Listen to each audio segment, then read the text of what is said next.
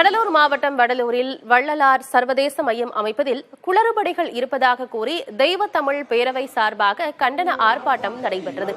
வடலூரில் சத்திய ஞான சபை அருகே 100 கோடி ரூபாய் மதிப்பீட்டில் வள்ளலார் சர்வதேச மையம் கட்டும் பணி தொடங்கப்பட்டுள்ளது. இதற்கு தமிழகம் முழுவதும் கடுமையான எதிர்ப்புகள் எழுந்து வருகிறது.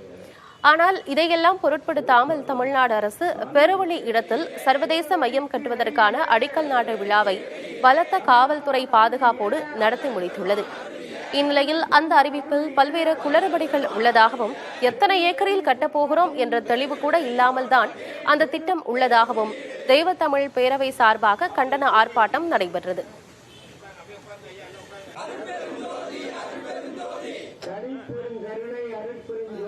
வள்ளலார் மையத்தை அமைத்தால் வள்ளலாருடைய ஆன்மீக கோட்பாடான பெருவெளி என்ற அந்த கோட்பாடு சிதையும். அதற்கு முரணானது, அது செய்யக்கூடாது. பெருவெளி தேவை, வள்ளலார் வழிபாட்டுக்கு பெருவெளி என்பது தேவை. கண்ணகி கோயில் எங்கே இருக்கிறது? ராஜராஜ சோழனுடைய சமாதி எங்கே இருக்கிறது? கோவலன் பொட்டல் என்று சொல்லக்கூடிய மதுரையிலே அந்த இடத்தை நீங்கள் என்ன செய்தீர்கள்? இவைகளெல்லாம் தமிழர்களுடைய அடையாளங்கள். தமிழர்கள் அறம் வளர்த்த இடம் தமிழகம். அந்த அறம் பிறந்த இடத்தில் பிறந்தவர் வள்ளலார்.